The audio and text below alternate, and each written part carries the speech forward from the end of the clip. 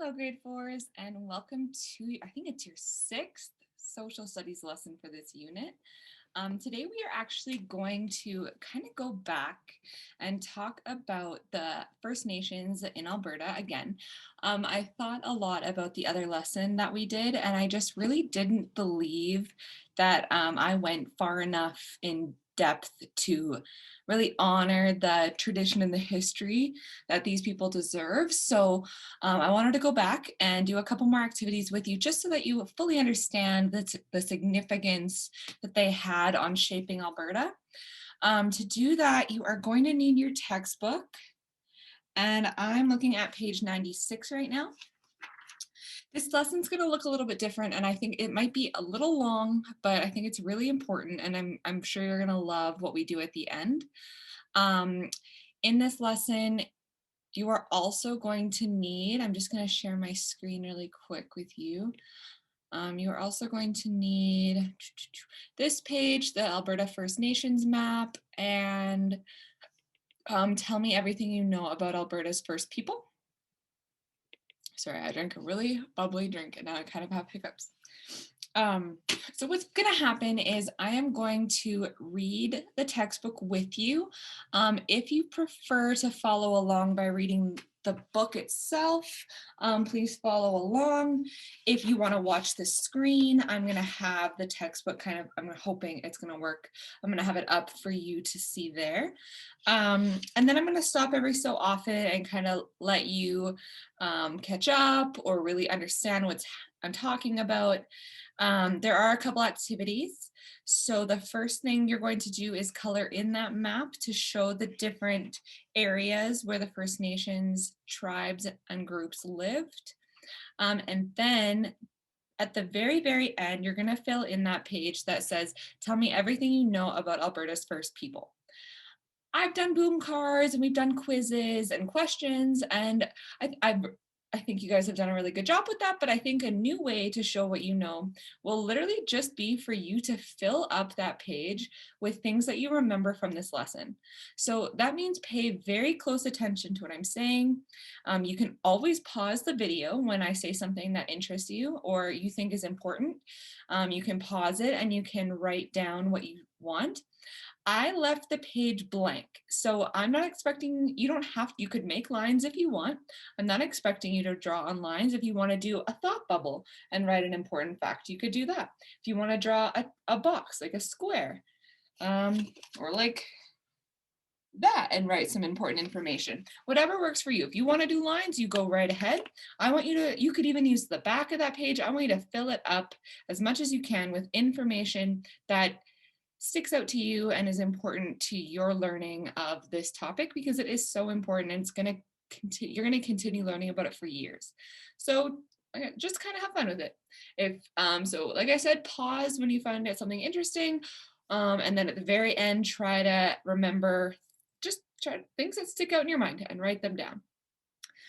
All right, so, and then the very last thing, how could I forget, is a fun craft. You are actually going to get to make your own First Nations Blackfoot teepee. You're gonna watch a couple videos about how they're made, what they symbolize and things like that. And then you're gonna get to make your own and label it and see what's inside. I'm really excited for you to do that.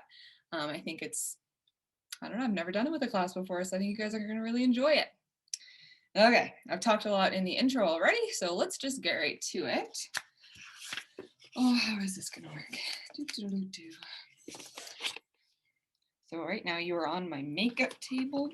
I got kicked out of the school because I was there too late. Okay, so I am on page 96, and it says, living with the land. We believe in telling stories, says Marge Friedel. She is a Métis elder and a teacher at the Amisquachi Academy in Edmonton. Amisquachi is the Cree word for Beaver Hills. Beaver Hills House is what the Cree called Edmonton. At this school, students of many First Nations learn about their cultures. They learn in modern and traditional ways, including listening to stories told by elders. Marge Friedel helps the students understand the importance of the land and everything it has to offer. She says everything from Mother Earth must be used for a purpose. That includes plants. She tells the students most plants are considered a medicine. Each of the plants is a teacher in itself, not just in what the plant can do, but in what each teaches us about life. These are teachings you should not read about. You should have an elder tell you about them in person. So if you remember, that is part of that oral language learning that we talked about when we were doing our definitions. So remember when I told you that First Nations people like to pass their knowledge on by telling stories. And that's kind of what I'm trying to do right now. I realize it's super blurry. I'm going to try to fix that by propping this book up a little bit better. Again, I apologize. I don't have all my fancy school stuff. Okay, we are on the next page. Alberta's story. The First Nations were the original people to live in Alberta's natural regions. In this chapter, you'll find out about how the different land and resources shaped ways of life for each First Nation. These ways of life are still important today. You will learn how each First Nation has its own culture, language, and stories that continue to be part of Alberta's identity. You will also find out about some values and beliefs that are shared among First Nations. These are just some questions. I'm going to keep going. Okay. So this page. Who were Alberta's first people? It starts off by saying, imagine this. Imagine you could go back in time thousands of years. You are traveling across Alberta. There are no towns or cities as there are today. Yet there are many people who live in the area.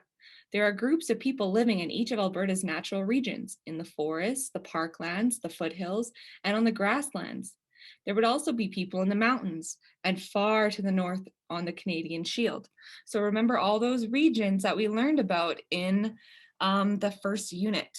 And there were First Nations, different First Nations peoples living in all of those places. So, many nations, many cultures. The First Nations were the first people to live in the land that became Alberta.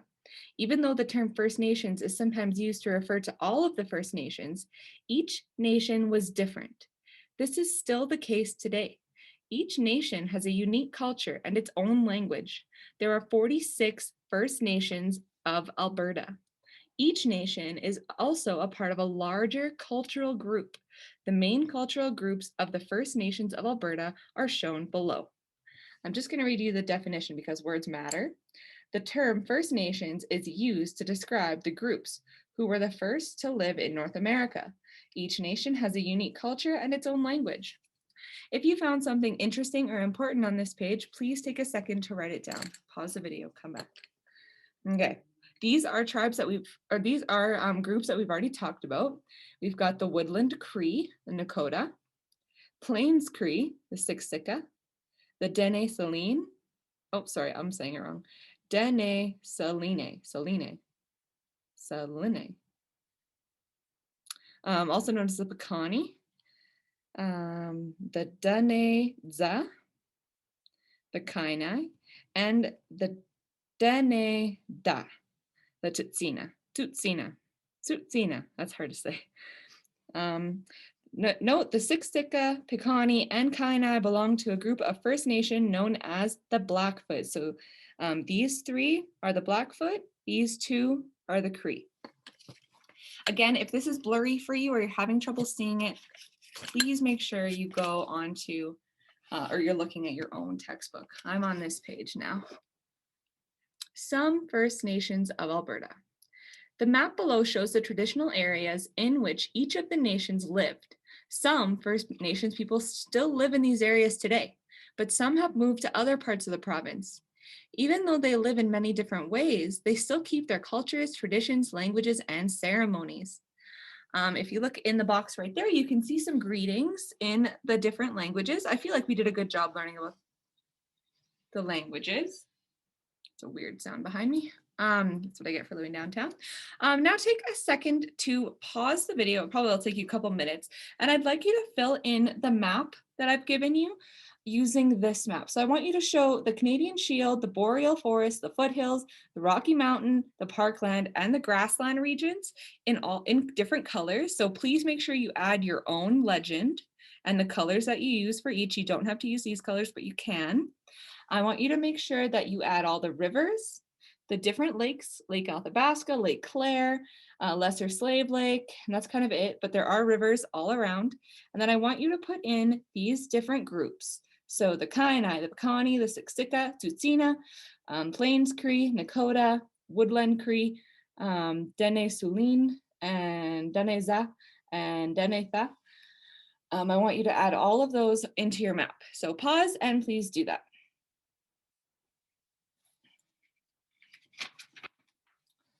Okay, thanks for doing your map. I'm sure it looks great.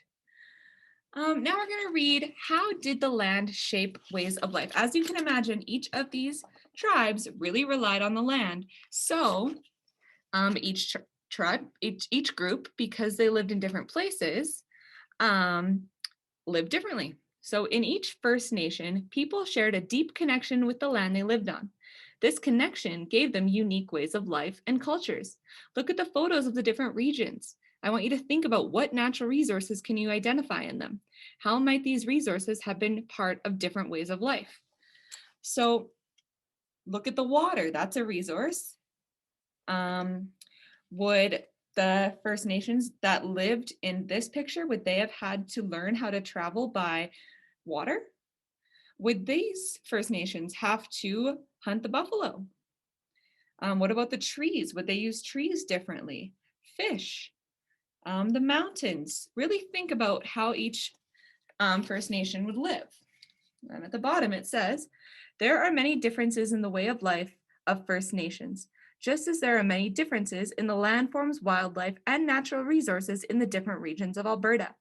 You will read in the following pages about the connection between the people of different First Nations and the land they lived on. So guys, the reason why I'm doing this textbook reading is because I want to make sure I say things correctly, because it is so important. And I know that it's not the most fun way to learn this, but just imagine I'm telling you a story. So now we're going to look at this page. It says living in the Rocky Mountains and foothills. Look back at the map on page 99, or look at your map that you just made, to see the traditional land of the Nakota people. What does the following account tell you about the way people lived with the land in this region? So in this story below, right here, you're going to listen about the Nakota people. And if we go back to our map right here, the Nakota lived right in this region here, which is mountains. And the Nakota people were Cree. Remember, they were part of the Cree First Nation. I'm going to read this story right here. A land of plenty.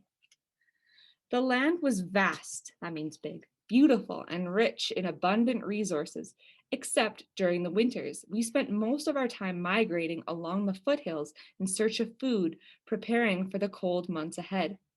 People who migrate require many types of shelter. Our seasonal dwellings, generally used during the summer, were spruce bark teepees. There were also movable dwellings used as my people traveled from place to place. These were teepees made from the tanned hides of buffalo, moose, and elk. Other shelters were pole and moss dwellings, cool in the summer and warm in the winter. So they had different home styles based on the season.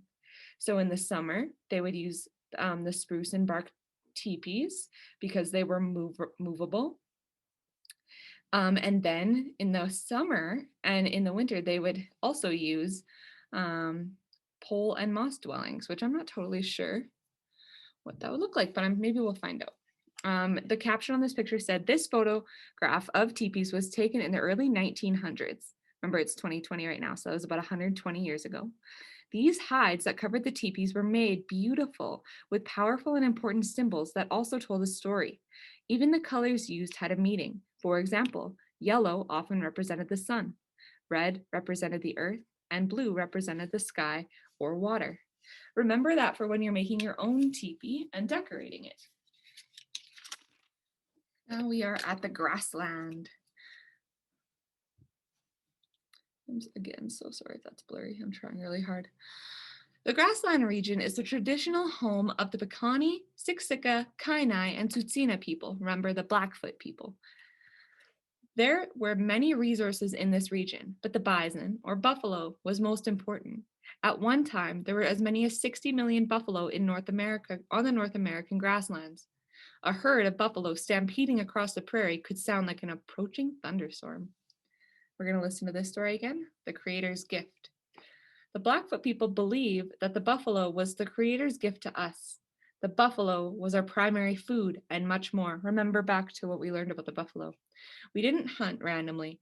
Before a group would go out to hunt, the people would conduct a ceremony. They would begin to pray for the people going to hunt, for the beings to be and for the beings to be hunted. So they would pray for the people hunting and the buffalo they were hunting. They would give thanks to the buffalo for giving himself to us for so many things we needed. They would sing a buffalo song. Then they would go to the buffalo jump. So there was a ceremony, a prayer, and a song, and then the hunt. Take a look at those pictures down below. This is a picture of buffalo pound, which we talked about before as well. Remember they herded the buffalo into here and then they couldn't get out, so they were easy to hunt. We don't have to go through this picture because we did go kind of very in depth with the buffalo. So I'm going to turn the page to connections with the land and this very neat picture of inside a teepee. What does the following story tell you about the connection of the people with the grasslands? Knowing all the places. We traveled around, but we were not moving around aimlessly, so without purpose. The river was the wintering place where there was shelter and water. So that means that in the winter they would live by the river. In the spring, people would find out where the rain was, where it was getting warm. The berries start there. The roots and herbs start to grow. The grass is plentiful, so then the buffalo come. So they're really listening to the land to see where to go. So our people knew where to go to find things depending on the climate. They knew of all the places they moved to. The whole tribe didn't move together. Clans and families moved around and spread out over the land. This let them share the land and protected the territory from other people. It's really interesting. Although teepees are not often used for living in today, they are still an important sign of identity. This teepee was built in 2002 for a special exhibition in the Sir Alexander Galt Museum in Lethbridge to celebrate traditional Kainai culture. So once again, the Kainai are a part of the Blackfoot First Nation. Okay, so that's the grasslands. The grassland people were following the buffalo. Remember, pause if you have found any information that you would like to remember or information that you think is important to the grassland people. Now we're moving on to the parklands. So right here. The parkland region is the traditional home of the Plains Cree people. They lived closely with all the life in the region. There were many animals, but the buffalo is the most important here, just as it was in the grassland region. The Plains Cree people used bows and arrows to hunt the buffalo. After about 1730, horses became an important part of their way of life. Later, Plains Cree people hunted on horseback using guns brought by the Europeans. Look at the chart below to find out more. So, in the winter, buffalo herds migrated north to shelter in the forests. Plains Cree people followed the buffalo herds northwards to be sure of a food supply for the winter. Very smart. Hunters often chased the buffalo into the snow. The animals sank, but the hunters could move on the snow because they wore snowshoes. Remember, we talked about that? Them chasing the buffalo into a deep snow pile. Then, in the summer, buffalo herds migrated southwards to graze on the grasslands. Plains Cree people followed the buffalo. Hunters sometimes chased animals into marshy areas where the animals could not easily get away. This is a really nice painting at the bottom here. You can look at it in your textbook. The caption says, "This scene was painted by Peter Ryan Dispatcher in 1922. It shows Plains Cree people hunting buffalo."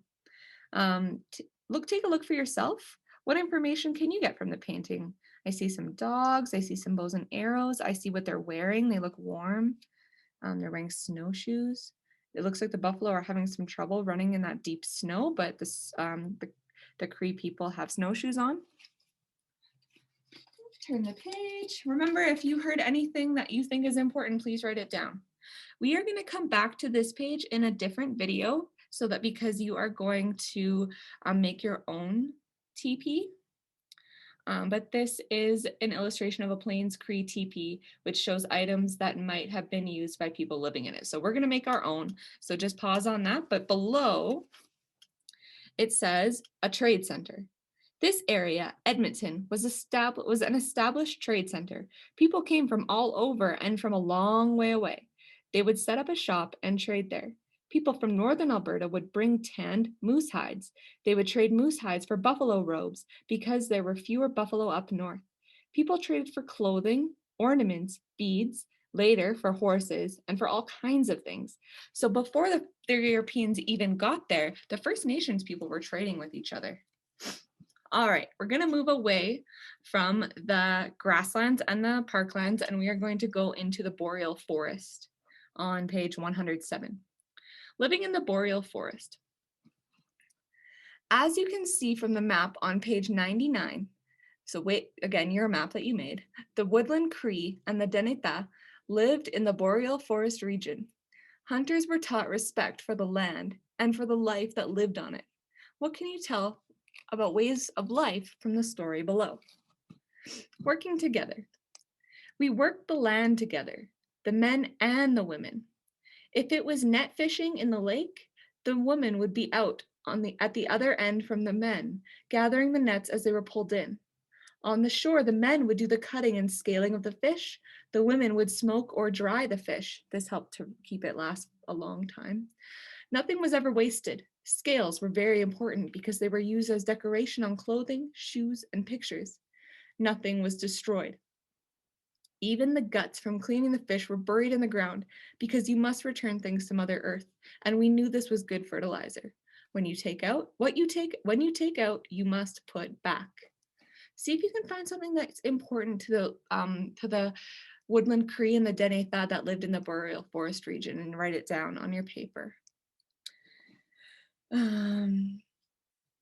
If you look at the picture over here, it says some forest resources. The following animals were all found in the boreal forest: moose, elk, deer, ducks, and geese. If you look at the little picture below, it's very interesting. It says then and now, so back then and now. The left picture, this one, shows preparing a moose hide, now working in Fort McKay. How can you tell that natural resources are still important to the First Nations people? So kind of compare those pictures in your head. What makes them the same? What makes them different? To me, they look pretty different.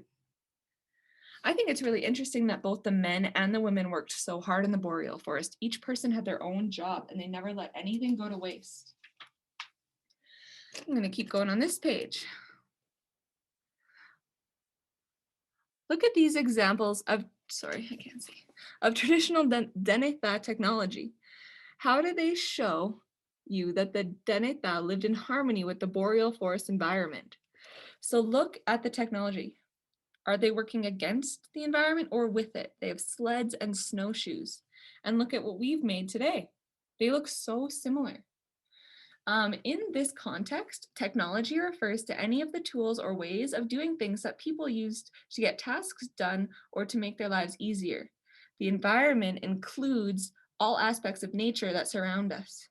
So look at the examples of the traditional Denetha technology. How have they been adapted today? Which of them have you used?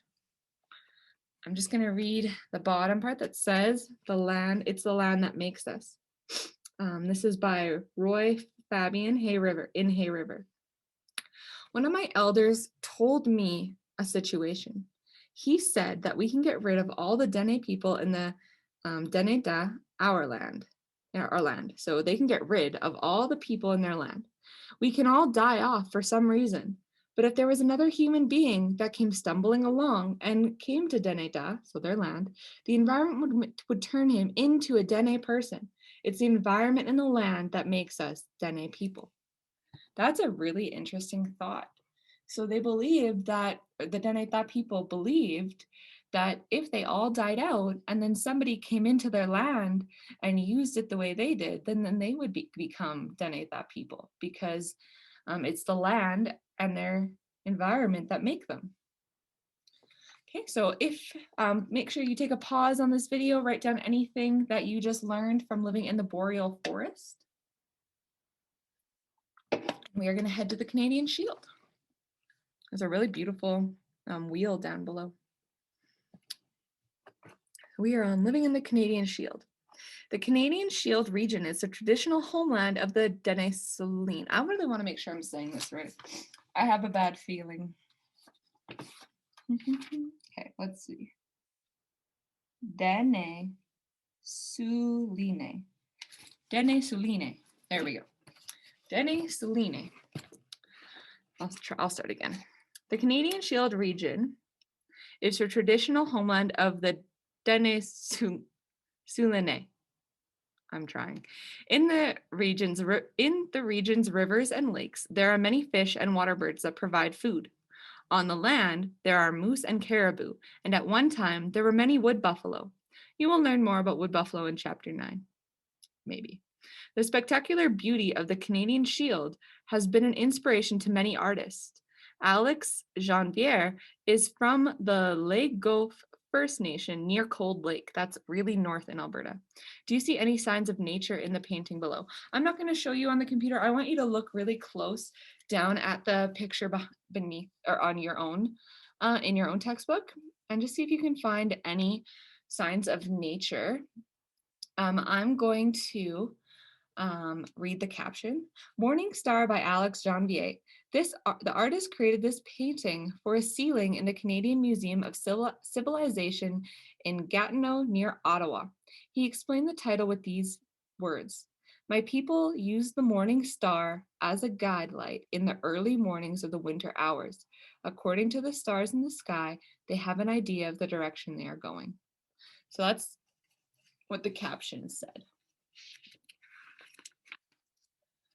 And we're going to keep going on this page here.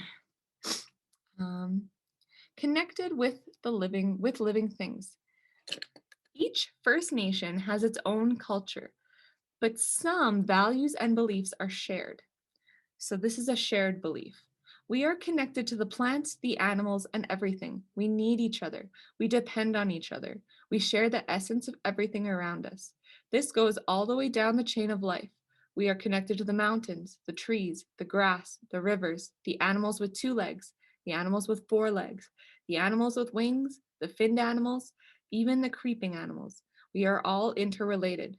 This connection of all living things, this is part of the connection among all First Nations. If I were you, that's something that's important. If you look down, you can see the calendar months, which is really interesting. So these are our months and the Dene-Saline calendar. So January was cold month, February was big bird month, March goose month, April frog month, May egg month, June hatching month, July molting month. That means when birds lose their feathers. August bird going back month. So that would mean like flying south for the winter. September, moose breeding month. October, winter month. November, crazy day month. And December, praying month. How can you tell there is always a strong connection between people and nature? Think about those names. How do you think that connects them to nature? So take a pause, write down some interesting facts, and come back, and we'll be on page 111. We're almost done. So, how do we know about the First Nations people? Remember, they didn't write down their histories, really. They relied on oral teaching, which we're going to read about right here. So, the cultures of the First Nations have been passed down from generation to generation. Let's look at some of the ways in which this has happened. Traditional knowledge. First Nations people have used stories to pass on their traditional knowledge of the land and their culture to the next generation. Children learn by listening to stories and being shown the ways of nature, often by the elders of the nation. This way of remembering and telling about the past is oral teaching. Elders are greatly respected.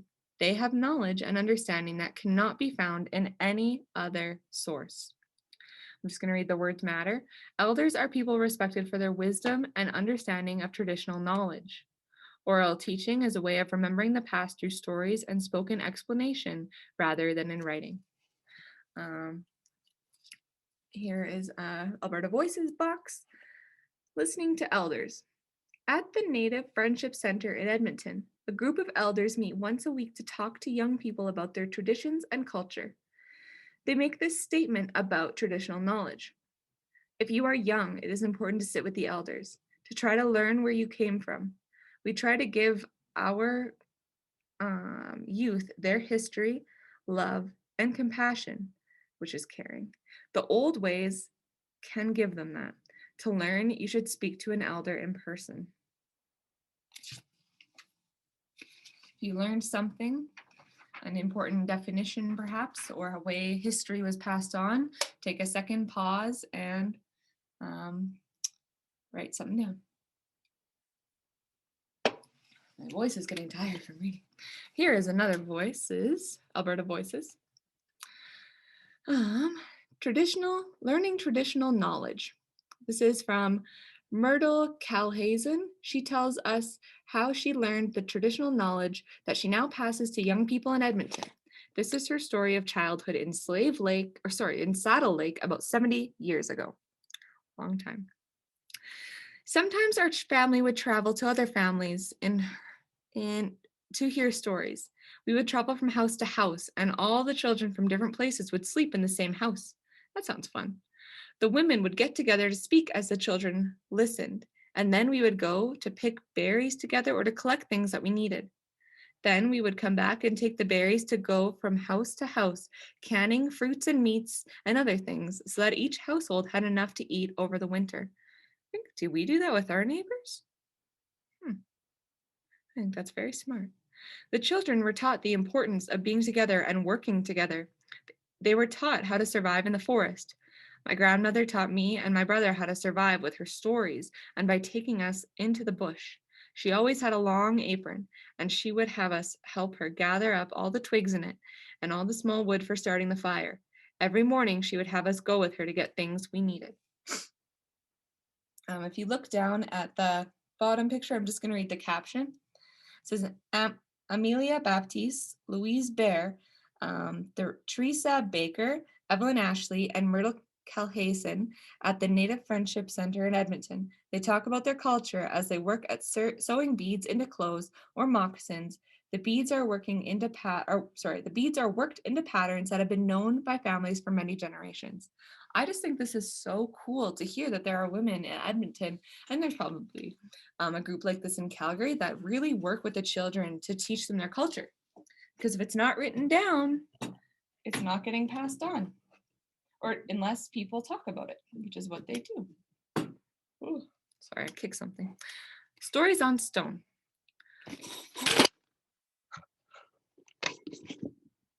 Sorry. Stories in stone. Oral teaching is not the only way in which First Nations people pass on knowledge. At writing on stone, rock paintings, and carved images in the rock record the past. These carvings show important events in the lives of the people who lived nearby. Some of the carvings are at least 3,000 years old. Writing on stone is still a sacred and spiritual place. Today, it is protected as a provincial park. Cool. I'm just reading this caption because looks like a picture of horses to me, and I think to everybody. There were no horses in this area until about 1730. What does that tell you about this carving of a horse and rider? That's really interesting. Remember when we talked about the Nazca lines in Peru last year? How did they get there? I'm really wondering that. That is very interesting to me. Okay, we're down here. Story robes. I didn't know about these either. Very cool. My setup really isn't stable, so just give me 2 seconds to... There we go. Okay. I'm using a candle to hold the computer up. Very high tech in my house. Okay, story robes. Some groups store information in pictographs. Remember, a pictograph is symbols that tell a story. So the lines in Peru, the Nazca lines, were pictographs. So are the cave carvings that you see just above in that picture. For example, a Kainai band might have someone make a robe that has symbols on it. Sometimes these symbols form the shape of a circle on the hide, and each new symbol stands for what was very important that year.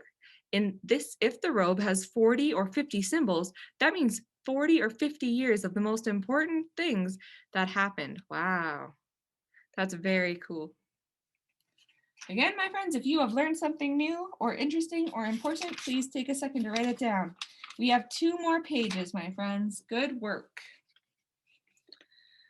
Okay, here is Remains of the Past.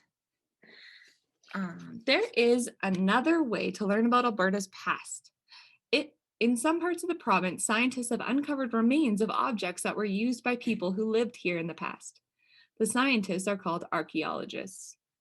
Archaeologists study buildings and objects from the past. These objects are often buried, and archaeologists carefully dig them up to uncover them, same as paleontologists with the dinosaurs.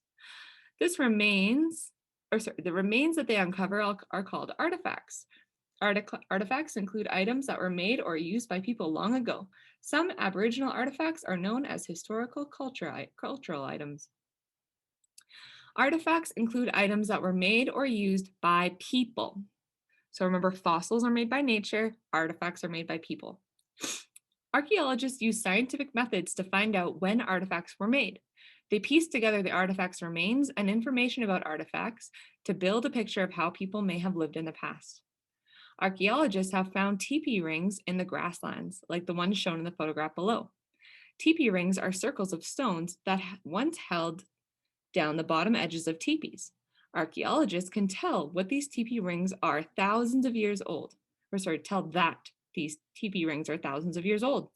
Why do you think just the stones have been found, but none of the other parts of the teepee? This goes back to our rocks and minerals unit, guys. How long do rocks last, and how long does some wood last?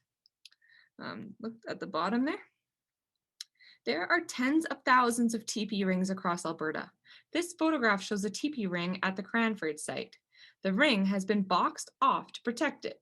The measuring stick, 1 meter long, is placed to give an archaeologist a sense of the size of the ring when you look at the photograph. So if that's the stick in there is a meter, you can see kind of how big the teepee was. And this is our last page, my friends. Learning in many ways. Look back to the description of the buffalo jump on page 102. How do you think we know about the way buffalo were hunted in the past? Try to think of at least 2 ways. Remember the video you watched about Head Smashed In Buffalo Jump? At Head Smashed In Buffalo Jump, an interpretive center has been built so that people can learn about this part of Alberta's heritage. The interpretive center shows how knowledge of the area has come from both oral history and archaeology. At the site, elders and archaeologists have combined their knowledge to preserve and celebrate this unique site. Sharing Learning, Alberta Voices. This is by Lorraine Goodstriker, head of the interpretation at the Head Smashed In Buffalo Jump. That's her. The archaeologist who digs here shares what he learns with me. Our site is very rich in artifacts, such as hunting tools. It offers remarkable proof of historic or prehistoric life. My Blackfoot elders pass on to me a lot of information about the jumps and our Blackfoot people. I'm just going to read last little bit here. Alberta on the trade route. A dig near Purple River tells a fascinating story about Alberta's past. Archaeologists have unearthed arrowheads, stone tools, and a lot of bison bones. This evidence reveals that the site was once an important area for hunting. There's more to the story. The tools and arrowheads are made of materials that come from North and South Dakota. Interesting. In what is now the United States. Archaeologists believe that long ago there were probably a trade route between that area and Alberta. That's far. If you look at a map, that's really far. Archaeologists working on the site are excited by what they are learning. So are their students, many of whom are from local First Nations. They are happy to find out more about their own ancient past and Alberta's history. Awesome. Okay. Oop. Dropping stuff left and right here. All right, my friends. So I just wanted to talk a little bit about kind of what we just heard. When the Europeans came to Alberta, a lot of the First Nations people were killed because because the Europeans wanted the land, they wanted the resources. So they killed a lot of the First Nations. That's why right now it's so important for those archaeologists to dig up those sites and share what they learn, because then the First Nations people who are alive today can connect their stories and their oral histories with what archaeologists are finding. So to learn that people would travel from Alberta all the way down to North and South Dakota in the United States is crazy. You have to remember that way back then, there wasn't a border between Canada and the United States. I'm going to actually pull up a map so I can show you really quick here. Bear with me. North American, actually,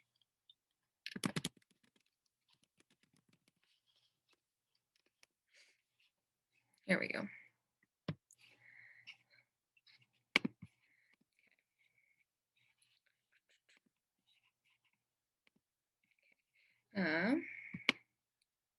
Let's just take a look at this. So this is what Canada and United States look like today. Now, back then, remember, there were no borders. There was none of these provinces weren't a thing. These states weren't a thing. There wasn't a border. This was all just land. I know it's hard to imagine, but it was all just land, kind of like that. But again, no border. It was all just the land. Now, where'd my good map go? So they were fine. What that last paragraph said was that they found artifacts from North and South Dakota in Alberta, so in Head Smashed and Buffalo Jump.